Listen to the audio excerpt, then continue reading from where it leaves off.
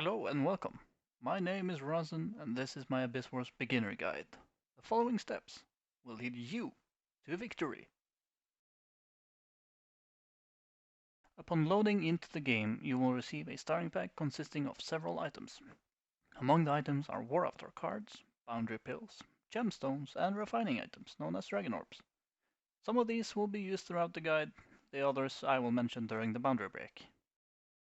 The cleric has now loaded into the server for the first time, and you can see that the pack opens automatically and we will receive a lot of items. The pack will only open on the first character on the account, so if you want a secondary character with the same pack, you will have to make another account. First thing I do here is to sort out the dragon orbs and the gemstones for a bit of added clarity. The first item we will use here is the 105 bill. This will level the character to level 105. This will also result in several prompts that we will click through later and allow us to equip 4 to 5 of our War Avatar cards, depending on the leadership requirement. The Crown of Madness helmet and the cape that we also received will be equipped later in the guide, but can be equipped now by allotting the required points. Feel free to add the stat points now and by clicking the C button to open the character menu.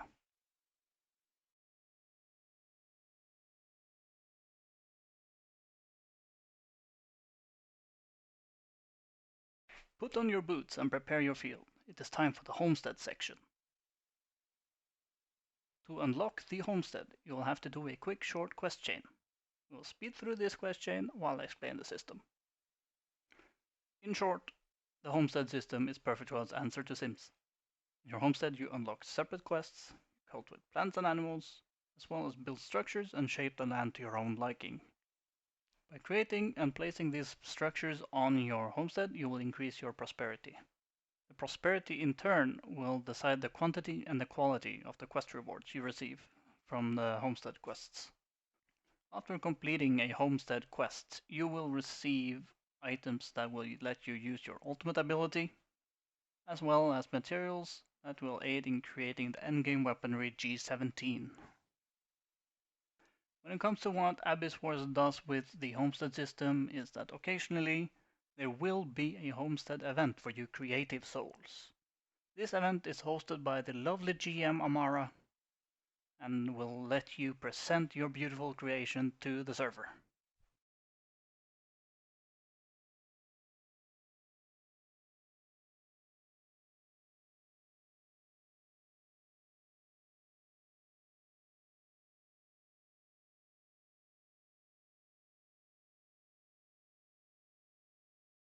The final part of the quest here can be a bit tough for some classes starting out, so here I equip the charms that you received from the starter kit and change up my abilities a bit, as well as assign a few of the stat points into strength and magic to increase my damage. I choose not to allot all my points here as a personal preference. The reason for this is that in the rebirthing section of the guide we will have to let go of our 105 and return to level 1, which will also unspend the points that we have already spent. We'll let the quest finish now and I'll see you once we're into the homestead itself.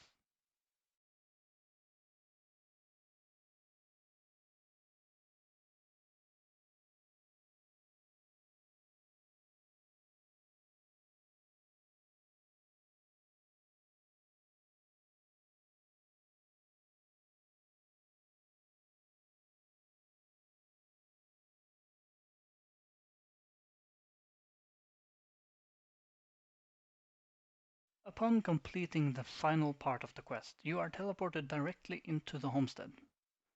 First thing you do in the homestead is to click the menu button in the top left as instructed and follow the on-screen instructions from the game. The instructions will lead you into the production/creator mode where we will start by placing our initial functional structures. These are used to gain the crafting resources. The small shops are used to create deity wood and other materials for crafting structures. Meanwhile, the zoo and the farm are used to create cerise gems. The cerise gems are an administrative resource and is used to level up buildings and fuel the shops. The different structures around the homestead can also be upgraded. When it comes to upgrading the structures around the homestead, I suggest you level up the shops to level 2 first, before you level the farms to level 3. After you have leveled the shops and the farms, you can proceed with leveling the workshop to level 4 to unlock your desired profession.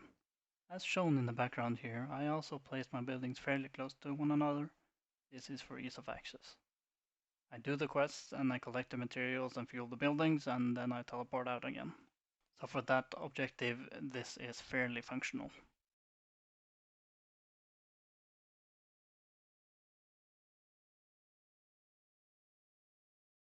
There we go. Now with the homestead done, we can move on to the reawakening system and unlocking Primal World. These things go hand in hand, as you will need reawakening to be able to enter Primal. The quest we follow here is the New Horizon quest, which starts as a system message after joining the server.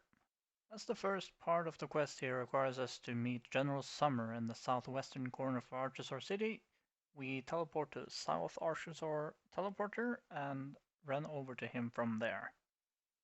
He then leads us to the Archosaur student and then to a city of 1,000 streams to learn more about the world and about the Primal World.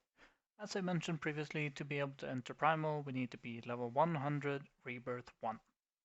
The item for the first reawakening was already provided through us to the quest line, and the item for the second reawakening we got from the starter pack, so we might as well just run through that as well.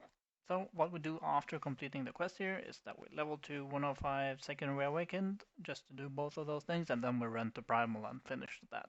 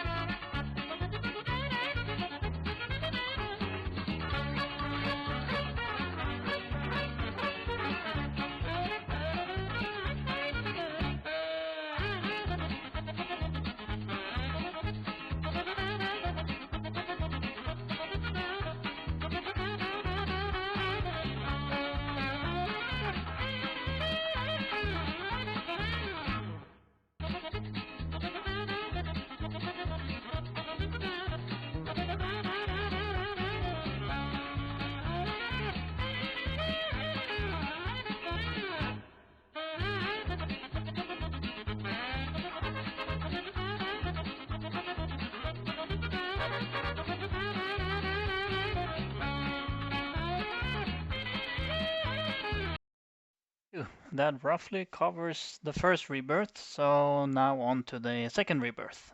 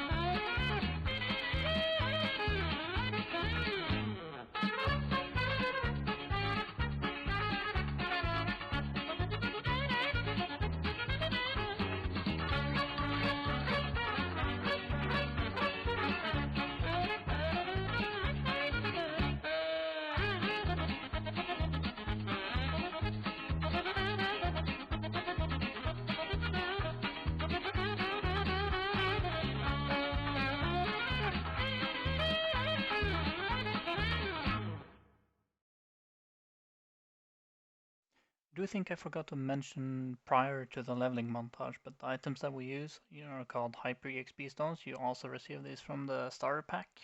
The option that we select in the Hyper EXP stone menu is the 12 times the EXP for 1 hour. The leveling itself takes roughly 30 to 40 minutes to complete.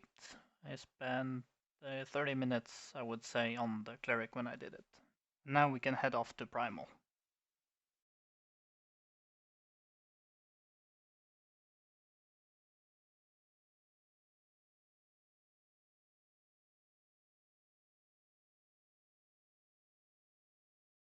Welcome to Primal.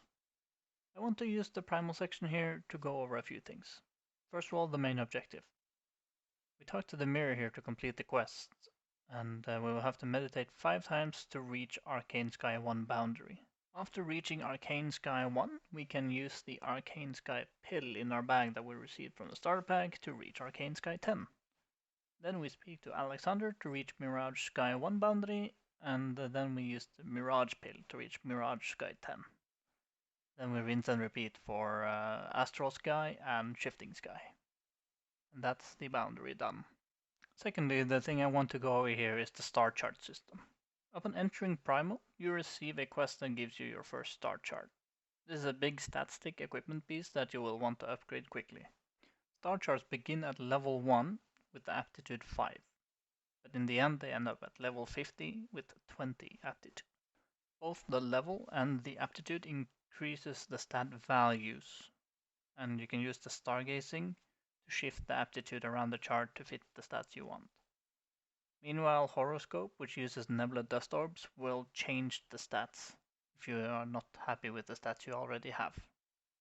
And thirdly, as we went over at the very beginning, you have the War Avatar cards. This is a completely separate system, which is also a stat stick, and the first thing you should buy from the in-game boutique here is the War Avatar catalysts. This increases your leadership, as you only start out with 10 and you probably need more than 12 to be able to use all 6 cards. The catalyst required to increase leadership increases by 10 per level, so for 1 you need 10 and for 2 you need 30, as it's 20 for the second one, and then it's 60 for 3. Moving more specifically to the cards themselves, you start out with the Nuema Portal card set, which can reach level 80 by consuming C to A cards, so C, B, A, or regular War Avatar packs. S cards cannot be consumed, but they can be turned into packs. The cards also have a rebirth system, so you will need 4 cards of the same unique one to be able to reach rebirth level 2. The card slots themselves can also be leveled by using Nuema orbs. You will need 53 lucky coins per card slots, so 53 lucky coins turns into 53 Nuema orbs. Card packs are primarily earned from the instances SV, FSP, GV, and AEU. FSP stands for Flows of Pelvis, and SV is Sunset Valley, and GV is God's Valley. These are available directly, but AEU we will have to cover in the Morai section.